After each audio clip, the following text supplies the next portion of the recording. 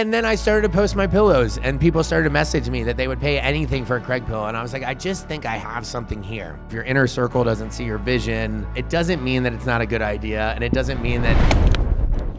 I'd like to call up the one, the only, Craig Conover. 2, 3,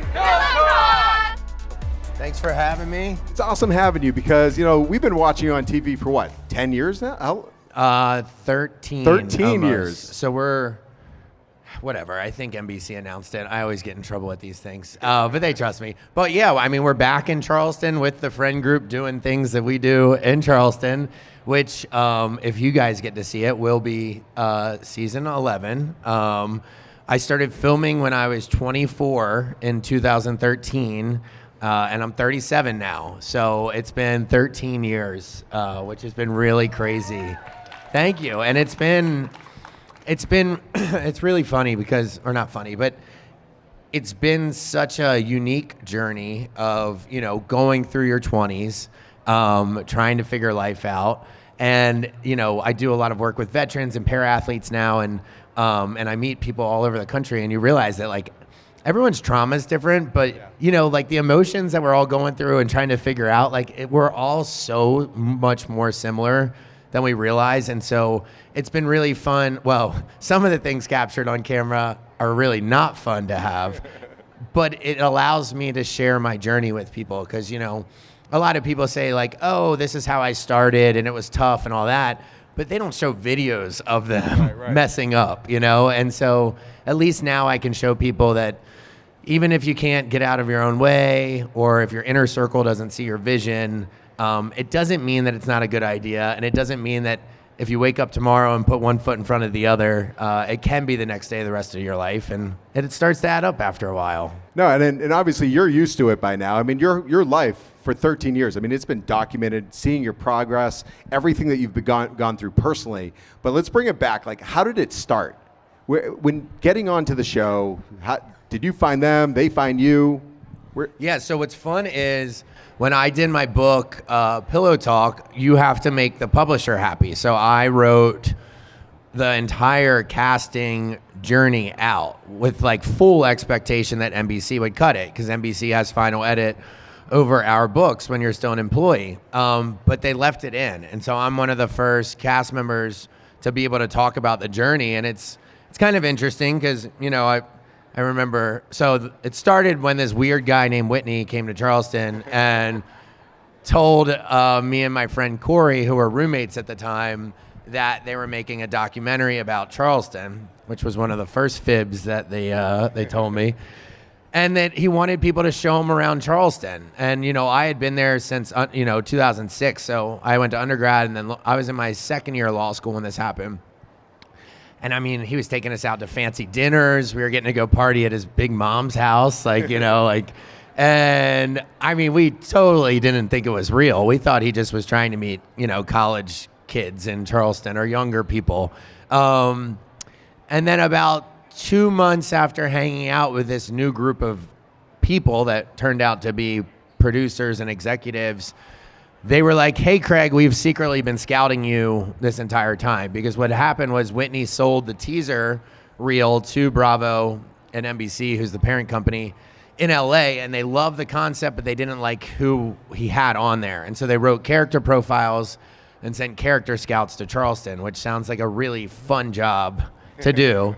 And they somehow found me. And so, you know, I sat in class and I Googled, like, should I do a reality show or not for hours on end? And there was nothing online back then. 13 years ago, a long time in reality TV, I mean, back what then, it was. It was just like Jersey Shore was on. I mean, Vanderpump probably hadn't even premiered yet when they were talking to us. And so I remember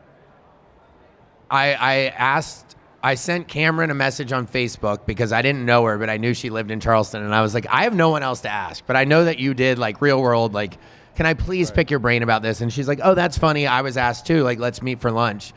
And so me, Shep, and Cameron met for lunch for the first time, but it was a year and a half before filming ever started because the process takes so long. So I went to my, 80-year-old dean, and she was like, look, Craig, like, times are changing. Like, if you do this, you're never going to work for a defense firm, but there's always personal injury, and you will be just fine. And honestly, the lesson for me, because it was all about what I thought I should do versus what I wanted to do. And I think in life, if you flip a coin and heads represents one thing and tails represents the other, and someone flips it in the air, you know what you're hoping that it lands on. And it's kind of a trick in life to start to do that, because you only live once, that we know of. And, but yeah, so I knew I was, what would I regret more? Not doing the show and wondering what if forever and being that guy that's like, oh, one time I got asked to do that, or just doing it and dealing with the potential consequences later down the road. And that was a no-brainer for me. I've always been a yes guy. And, 5 years later, I was sitting in front of all 5 justices of the Supreme Court of South Carolina, explaining to them under oath and on cameras what a reality show was and what my connection to Thomas Ravenel was. And, it all worked out. I got sworn in, which was fine. But, yeah, I mean, that was kind of the beginning. And then, I remember cameras didn't show up for like a year. So we were like, oh, so this was all made up. Like, the whole thing was made up. And then one day they walk in your house, and I remember they tried to mic my roommate, Paul, and he's like, this isn't my thing. This is his thing. But, I remember, and if we get to it, we get to it, but I remember signing my contract. It took me 6 months. Me and Cameron took 6 months. Shep took 5 to sign.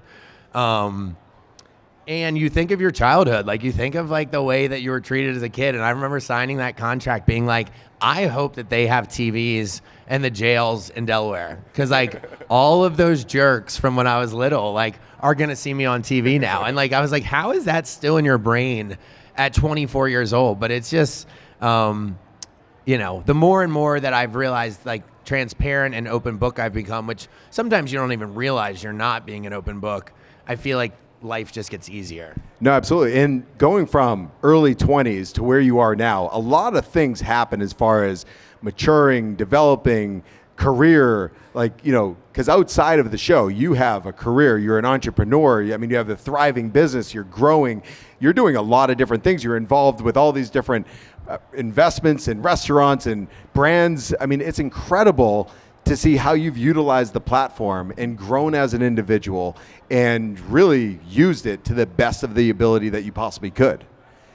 Yeah, I try to encourage people now. I've seen this movement on just bashing people for their past, right? And I get it, whatever. We signed up for TV, but sometimes I hear language about how people used to be. And I try to show people, I'm like, okay, well, like, do you want them to like stay in that bad spot, or do you want them to improve? Like, why are we so against people getting better? Like, right. I mean, you guys have watched me for years. Like, I fortunately have evolved somewhat from where I used to be. Like, I remember, on a show once, someone that like used to be like a sister to me was like, Craig, your message is usually right, but your delivery is awful. Like, it's terrible. And like a lot of that came from drinking too much. Like, that's all I knew. Like I was always drinking, filming the shows. And you just like, okay, so one day I woke up and said, I don't want to be like that anymore. And I downloaded this app called Reframe, and it's awesome. And it doesn't help you quit. It helps you change your relationship with it. And so you're like, then it takes, one foot in front of the other, and then you become a better person. And I try to show people that like, it's okay to get better. Like, I beat myself up I remember season 5, I think it was, I was like, how do I not have anything to show for this? Like, I'd spent a lot of the money I had made, like, I traveled a decent amount, but my value system was all about going out. Like in high school, we snuck out to go drink. In college, we were like, oh, we don't have to sneak out anymore. College is awesome. And then you get your first job and you want to make money so you can go try to be the cool guy at the bar. And, fortunately, I just like my value system evolved where I wanted something more than that. And I remember, but that didn't happen until, just a couple years ago. And season 5, I was like, I've got nothing to show for this. And that wasn't necessarily true, but that's how I felt. I was like, how have I not started a sock company by now or something? And fortunately, I didn't, because everything ended up happening organically. And so, no socks. Yeah, I know. I hate wearing shoes without socks too. But so I remember, you know, when I was going through my first breakup on television, which is, but I, you know, all I had was my sewing machine, and I thought I was going to make clothes, but I had never been taught how to make clothes. But I remembered how to make a pillow from home ec class, because in Delaware, where I grew up, and a lot of states back then, it didn't matter what sport you played or what hobby you had. Everyone took home ec, everyone took tech ed. So I loved to cook and garden and sew. And I remembered how to make a pillow, and I just started to sew pillows. And I listened to like Eminem and Taylor Swift all night long and just sewed pillows. And it was during a hurricane, which I definitely shouldn't have stayed for that. Drastic differences, different messaging. Yes. I was a ball of emotion. And then I started to post my pillows, and people started to message me that they would pay anything for a Craig pillow. And I was like, I just think I have something here. But then for a year, like, I didn't know how to scale a business. I was like, what am I going to have to hire a bunch of retired, you know, older people from my community to sew in my garage? I was like, I just didn't know how to do the business side of things. Like, I was a finance major, and then, you know, I became a lawyer, but I just was so stuck, and I couldn't get out of my own way. My OCD became really bad, my tics and like my routines, and my pillows weren't good enough to sell. And I realized that I don't have an executive function. Like, I have the creativity and I have the ideas, but I drove my mom crazy, who was a teacher when I was growing up, where she's like, why can't you just do it? Like, just do your homework. And I was like, I don't know, Mom. Yeah. And it wasn't until TikTok told me that my brain triggers it functions off adrenaline. So like, you know, when you have that deadline approaching, that's when you're able to get stuff done. Needless to say, it never turned into a business. And so Jerry, my partner who I went to college with, called me after Thanksgiving one year and was like, hey, my sister-in-law, Amanda, really think we can help you with your company. And I was like, well, I need it, because it's nothing right now. I just have a dining room full of pillows. And he's like, well, in order for this to work, we need equal parts of the company, though. You know, we need to split it into thirds. But I grew up watching Shark Tank, and you're not supposed to give up half your company. But I called my dad, and he was like, look, Craig, do you want 100% of a company that has zero sales, or do you want a third of a company that might actually grow into something? And so that was the no-brainer. And you can see my ADD at work right now, because it wasn't your original question. But I'm just saying, like, it's fun to show people, though, that, you know, the clouds do clear. You know, like, the storm always passes. Sometimes it's just harder. And what fortunately being on television allows me is, whether it was like my Adderall journey or my alcohol journey or now my like breakup journey, I get hundreds to thousands of messages of people like going through the same stuff. And you just have to be kind to yourself and nice to yourself. And that was the original point, is that I used to talk very harshly to myself, and I always thought affirmations were stupid and silly. And I was like, there's no way it matters.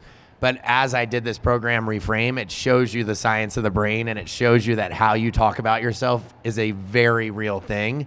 And so just be kind to yourself. And, you know, Vera Wang didn't sell her first dress till she was 41 years old. So that helped me start moving too. And yeah, it's never too late to start. No, absolutely. And I mean, just who you are and watching you through this whole process over the years, you're relatable. You know, like you just mentioned, people relate to you in every part of your life, and you get positive outreach. You have people that understand, because the reality, whether in any business, people do business with people relate to people, real stories help others.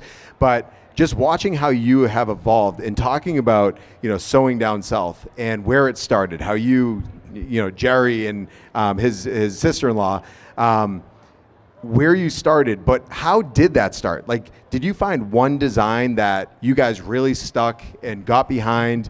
You know, what was that starting point in the sense of when you really turned it into a business? Yeah, so I didn't realize there were pillow factories, which sounds silly, but I just didn't know. I mean, I kind of figured everything came from overseas. And when we signed our business agreement with Jerry and Amanda, things just started to move, because all of a sudden, me not thinking my pillows were good enough did not matter anymore. Jerry said, I don't care, we're selling pillows now. So we found a factory in Beaufort, South Carolina, And we picked 5 patterns, which was difficult to do.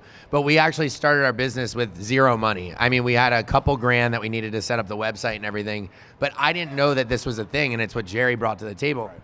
Excuse me. We've been working hard in Charleston, and my voice is starting to go, but it's been really fun. Hopefully you guys enjoy it this fall when it comes out. But so we basically would sell a pillow to someone online, to y'all, and we would take your money, and then we would go have the pillow made at the factory. And so our lead times were like 4 to 6 weeks, which I hated because I was like, Jerry, someone's gonna buy a pillow from me and they're not gonna get it for a month, and they're gonna be like, of course, Craig didn't make our pillow, or like, you know, I was like, I kind of have a reputation for not getting stuff done. And then in the beginning, we didn't have the equipment yet or the ability to pay to ship inserts. So when you did buy a pillow from us, only the cover came.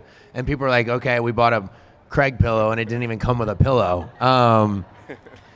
But fortunately, I had these 2 partners that were like, Craig, you have to start slow. We like can't put a bunch of money into this or it's not going to work. And so we had 5 designs. And I remember I was in Miami on April 1st. We launched the company on April Fool's Day, just as kind of like a fun middle finger to the world. And we sold 9 pillows, and I was like, we got this. This is a winning concept. Like, this is, apparently Amanda and Jerry were very worried that we only sold 9 pillows, but I knew we had something.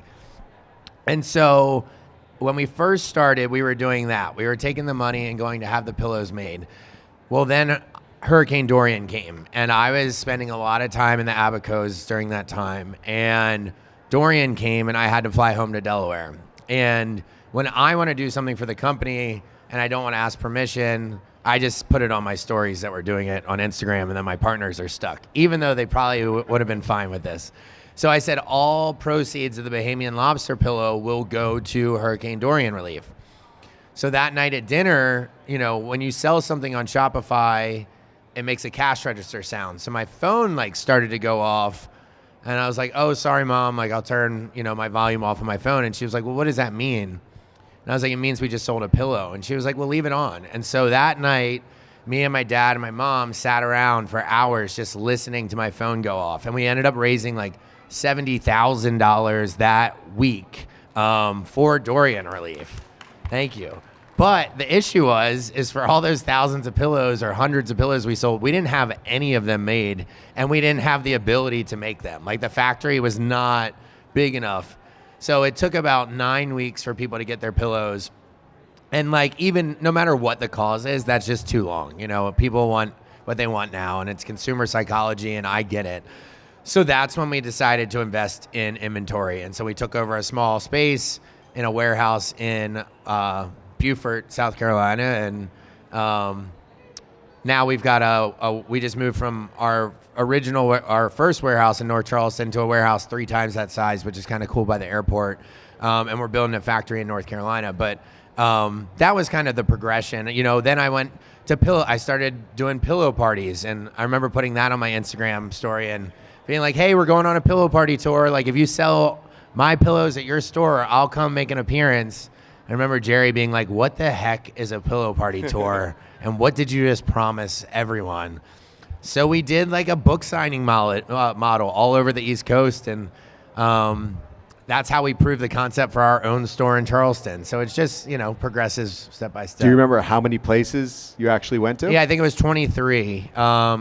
And we ended up doing them outside of big cities. So we went to small mom and pop stores, and we actually ended up saving a couple stores, and they would come come to us and cry and thank us. It was really neat. Like, it was a cool experience.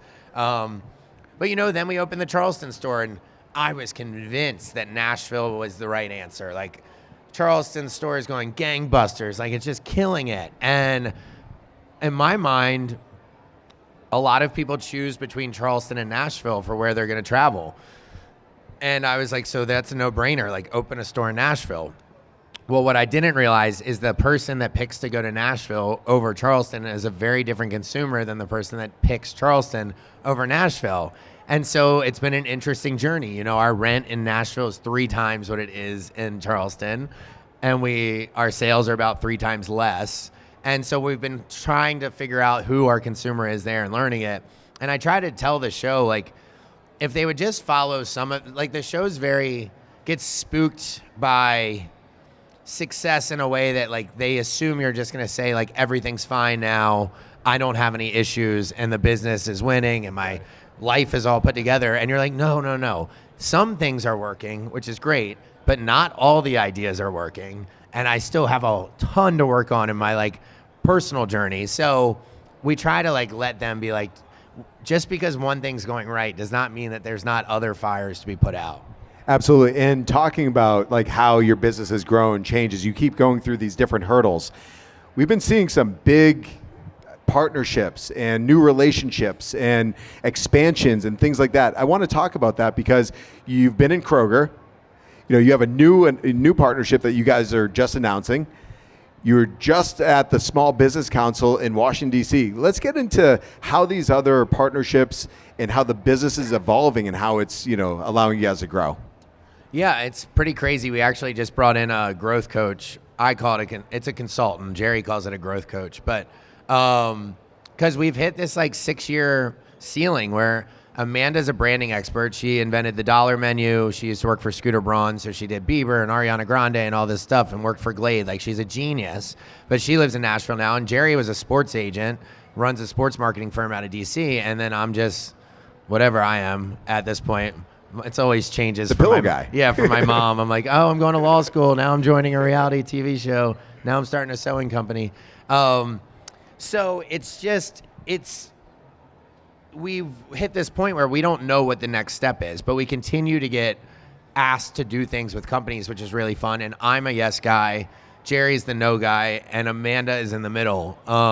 You know, Kroger was a learning experience. It was a massive undertaking and a massive deal. It was unfortunate because you can't buy it online. And so we ended up alienating a lot of our supporters because everyone was getting excited about these home lines that we were doing, sheets and towels and plates and blankets. And, well, we have blankets, but you couldn't buy it unless you were west of the Mississippi. And so it really like started to bother people. We learned a lot during that. I mean, I was going to Portland once a quarter, Cincinnati once a quarter, and I had always wanted to travel for work, and I hit that, you know, it stopped being fun after you hit every status on every airline and you're like, this is cool, but like, I just want to be in my own bed in my own home. But recently we've partnered with Belk and we did our first clothing line with them, which is really cool. And it's kind of my return to Charleston. So obviously I was splitting time in New York and Charleston, and my style started to evolve. But what I originally loved about Charleston, like, I grew up in a beach town in Delaware. It was chicken farms and cornfields. Like, I didn't own a collared shirt until I went to college. And everyone was wearing sundresses and dressing up for class at like 8 a.m. And it was all pastels and Lily Pulitzer. And I was like, this is awesome. So we basically just did my return to Charleston clothing line. So we have sundresses, we've got teacher dresses, we have bathing suits, we've got boys' clothes, we have everything. And you can buy it online. So we like... That's only in the Southeast, but you can buy online, so it's something that we tailor with that deal. But we also opened a store for that in Charleston, so if you do visit Charleston, you can buy everything there or online. That launches June 4th. But I don't know, you have to have a good team. I've talked about it so much on camera on the different shows that I've been on, but they don't air it. But I mean, if you don't have partners or teammates, you're not going to have a good quality of life. And your business is not going to do as well as it would if you had better people around you. I mean, you can be the best at a couple things, but you can't be the best at everything that your business requires. And I just really, I do these talks a lot, and a lot of times wives will come up to me, be like, my husband's had a great idea and he's done it for 5 years, but he will not accept help because he won't give up equity in his company because he equates giving up equity to giving up control, when in reality, that's not it. And the equity thing's not going to matter until the business is so successful that you're starting to do these big money events, and so I'm just a big proponent of teams. Jack's my assistant. He's full-time. He goes with me everywhere, but without him, like, I wouldn't be able to do all this. And so I think just having teams and partners. Jerry doesn't let me know about deals until he has vetted them because I get too excited for them. But, we just launched a fabric company with Missouri Star in Missouri. And so I'll be in Seoul, Korea at the end of the summer because our raw fabrics come from overseas, but we print, cut, and sew here. But yeah, so now the quilting stores and the fabric stores that I used to go into to shop will now be selling our line of fabrics all over the country. So it's just one foot in front of the other. I got to stay healthy. That's kind of a turning point for me, was figuring out how to like wake up, work out, do not respond to anything on your phone until after the gym. Right. Because the things that mattered before the gym don't matter after the gym. And I didn't used to talk about like health, but it's the only reason that I'm able to do everything I can now. And we see you're doing the monthly challenge. Yeah. I mean, so the different organizations that you work with. I mean, and we saw that you recently went to the military. Which organization was that? Where you were doing the?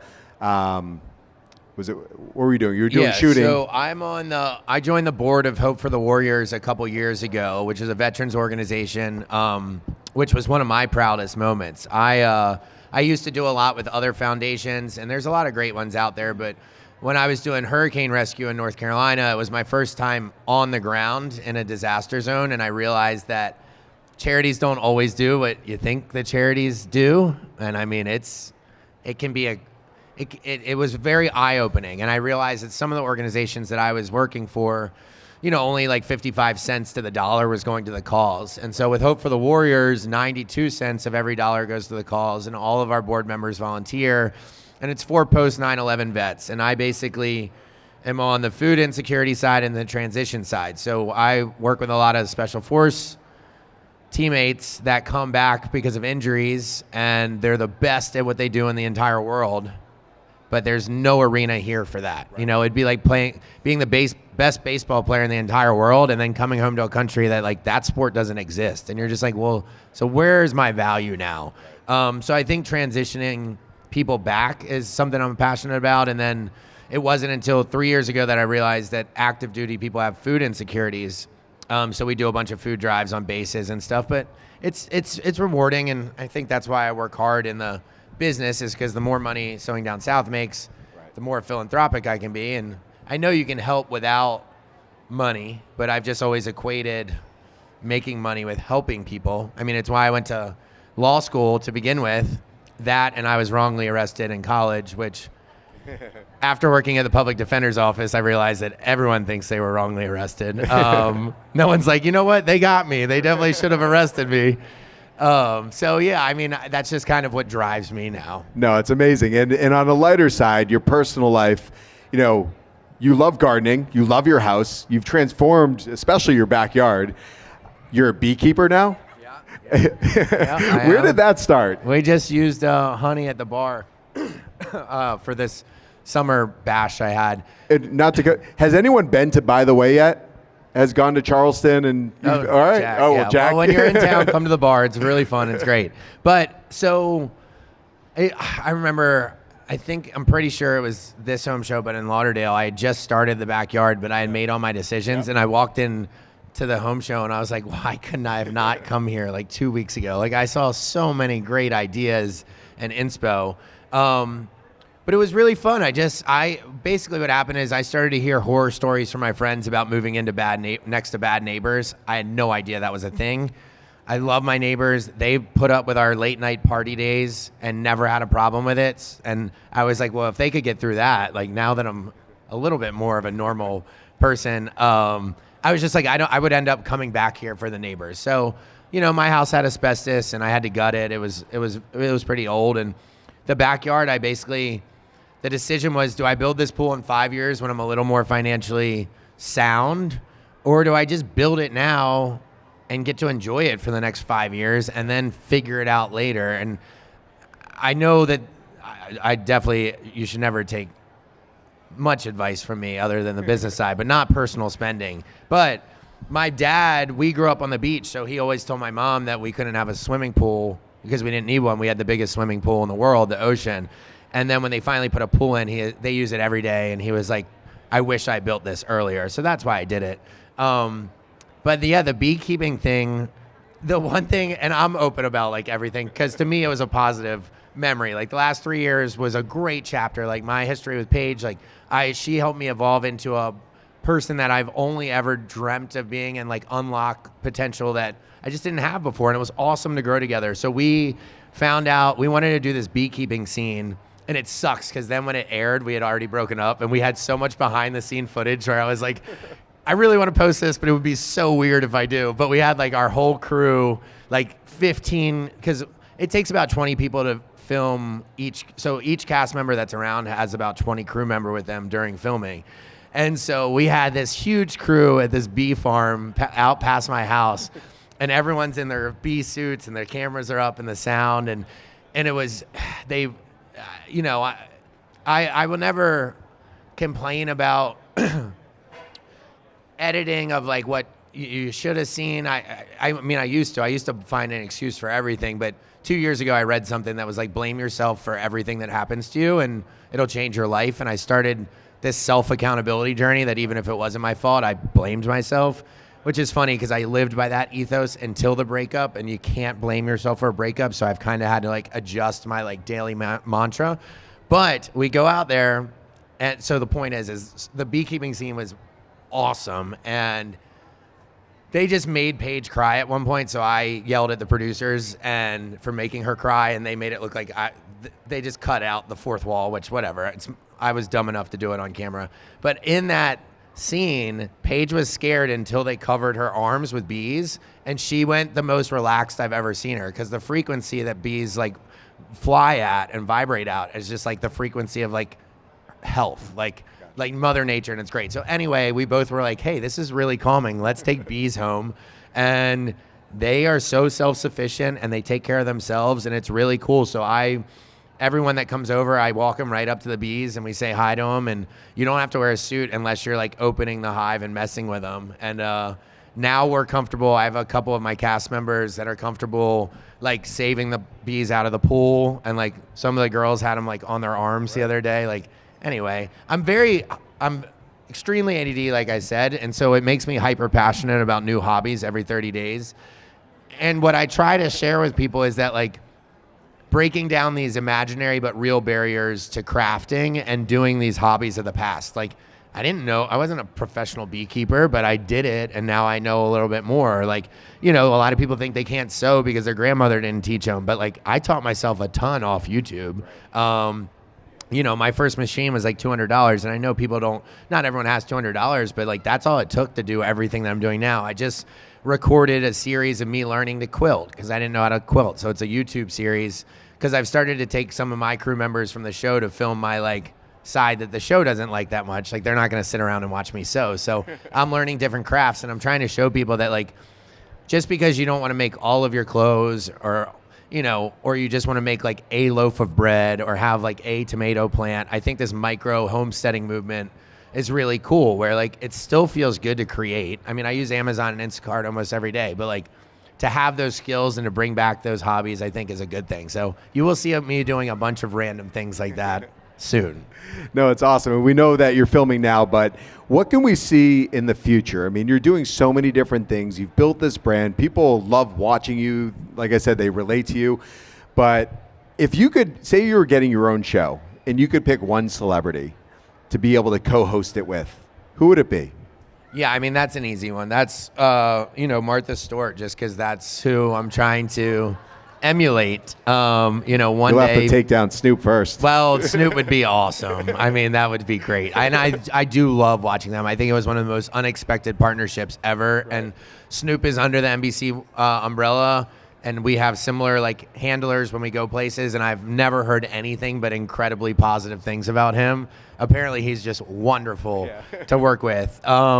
But you know, doing something with Martha Stewart would be awesome. Like, she really, I just emulate what she did, and I think that's why I'm trying to learn different things around the house, and maybe I can make these things approachable. But you know, I remember, gosh, in my Adderall days, I would stay up trying to fold my sheets perfectly, and I watched Martha Stewart's videos on how to fold a fitted sheet over and over, and I could never figure it out. So maybe I can start to do tutorials on stuff like that. But you know, we're working on a cookbook right now. We got greenlit from, I would say, manifesting, and I won't say that we were telling a little bit of a white lie but when we started the home show tour, it was actually like about a year ago. I just started to tell people that I was working on a cookbook because I was working on it by myself, but it's always been a goal of mine to do a cookbook. And so I just started to talk about it and tell people I was doing a cookbook. And my publisher from my memoir called my Jerry and was like, why is Craig working on a cookbook and who is he doing that with and why aren't we included? And so they greenlit the cookbook for me, like manifesting it, because they were like, well, if he's doing one, I want to do it. So we're working on a cookbook now, which is fun. And I don't know, I think you just have to find small things that make you happy and try to like put time into it. And there's a lot of faking it till you make it. Right. I think there's a lot of faking it till you make it in my personal life right now, and I think there's a lot of faking it till you make it in business life. And what I learned as a kid, but at a later age, on the school bus, it used to suck, but it was a weird position to be in where you were empathetic towards the people being mean to you because you realized that their dads were just doing that to them when they got home, and I had this safe place of my parents at home. So growing up, sorry, I just forgot what I was about to say. But, just small things that make you happy where it's people just convince themselves that they're supposed to live life a certain way. And I think there is an element to that. But you got to just find the small things and just pave your own path. And, that's what I was going to say. Sorry. Jeez. So in high school, I read a book. And when I was about to leave for college, it basically was it helped me self-validate and realize that there wasn't a board of people that picked who was cool in high school. Those guys just carried themselves that way. They just were it was all it was a form of self-confidence, but I think that was more cockiness. But basically who is, Bezos to make $1 billion? Who is this person to make $1 billion? And I've spent time with people in the past that think I'm delusional, but I think there's a healthy part of that where it's okay, well, if someone's going to be successful in this, why should it be someone and not me? You do with the home shows, someone's already doing it. And you're like, well, yeah, but why can't I do that also? So I don't think any dream is too small. And I just encourage people to be a little selfish with their time. No, absolutely. And talking about time and everything, where you are now to where you want this business to be in 5 years. I mean, aside from the show, who knows where that's going, how many shows, new shows, things like that. But where do you see Sewing Down South when we're talking about that in your personal brand? Yeah, I would like it to be in every room in your house, and not in a weird way. I would like to be in every room. And walking around, house. I guess, too, right? So what we've done, we've been very careful to make quality products from the beginning so that people would actually become fans of Sewing Down South and not just me. Right. I mean, the ultimate dream would for people to know what Sewing Down South is and not know who I am. That's going to take a very long time, and I'm willing to put the work in. But I think, what happened was there's not a lot of straight males in that field. So it's given me a seat at this inclusivity table of telling people to live the life that they want, regardless of what it looks like. And we have a great team. So I'm just going to keep pushing and pushing and pushing. And I don't know what, this winter we're doing a Christmas store, which I'm really excited about. So we're going to sell Christmas decorations and send out a magazine to everyone, old school when we were little kids to shop for stuff. I think it's just going to be continued sustainable growth until we're hopefully making products for every room in your house. I mean, that's my goal. It's what it's always been. I see it as a generational company, where you can sit at home and design. Right. I love working there and I love our employees. I know Amanda wants probably to exit at some time, and Jerry has a number 2. I think there's a number for everything. Mine's just way higher because I love doing it. And I think this is my thing. So I know that I have to stay healthy, which is tough. There's always challenges with that, especially listening to some of the veterans this week. He's stay away from self-destructive behavior where if you're drinking too much or stuff like that. So I would love to host, I got to host the Paralympics last year in Paris, which was really cool. It's kind of hard to break out of the reality, bubble that I'm in, and it's great. I don't want to leave anytime soon. I love doing Southern Charm.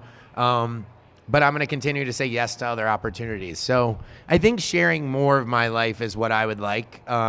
Because what I realized through the years is like, I'm not embarrassed to share my life. Like, I made those mistakes and I own them.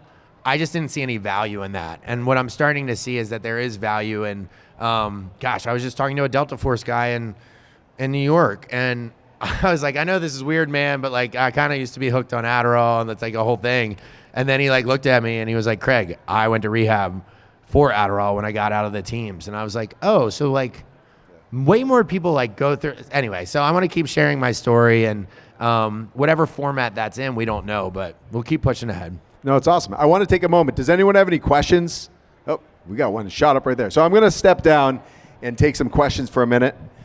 And then I'm going to stay, like I said, if anyone, do you know where we're taking, is it right there, Jack?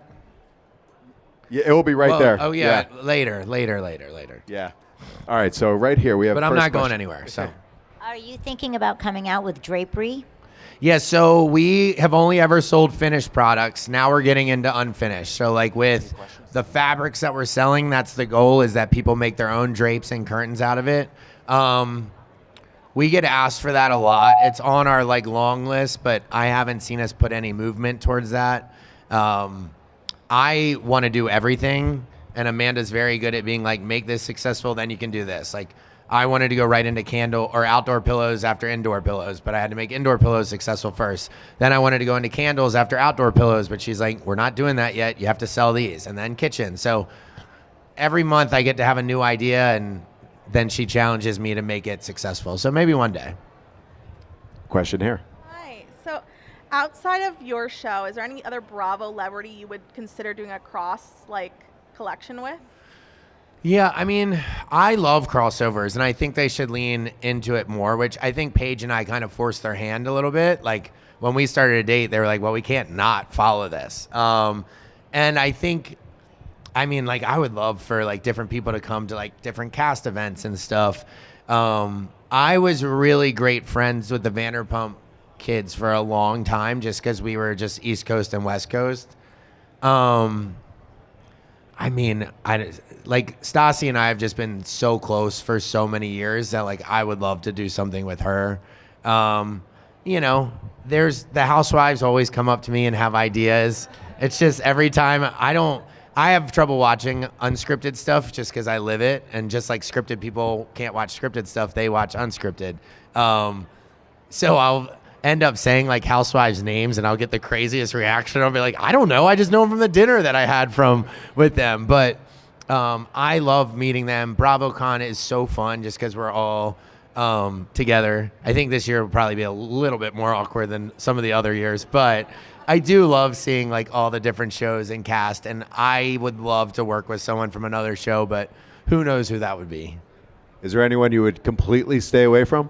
I feel like there's a couple people, but no, it's hard to find someone with the same work ethic, and I think that's it's important. Like, I am fortunate to be not attached, but like I know like Damon John's been able from Shark Tank to give me some advice over the years, and we're connected to his chief of staff that runs all his companies, and they are huge on like you should not be surrounded by people you don't want to be like, and I think it's a skill that takes a while to learn. Like if you're not sitting around, like if you're sitting around the table and talking about like gossip and bad, like you're at the wrong table, or like I'm very good friends with a professional golfer, and like when I travel with him, like they talk about like building businesses and stuff, and I'm just like, this is awesome. Like I want to be like you guys. Yeah. So I think surrounding yourself with the right people is very important. I think there's balance in everything, but I just try to, I'm just at a point in my life where, again, my value system has changed. So, hopefully I find someone. Question here. On your Instagram page, you've been working out a lot more, and it shows. So Thank keep it up. What's the next like big physical test you'd love to do in like the next couple years? Because you are really so physically active, and it looks like you're preparing for something. Thank you, and that was spot on. So I met an incredible person, and she was she's a great person, but I've just met people over the last few months, and she was training for a physical fitness in Florida. And I got an offer from a television show that basically simulates boot camp for special forces. And I was like, I was scared to do it. And this girl was like, what? Like, just challenge yourself. Like, you can help so many veterans that you work with.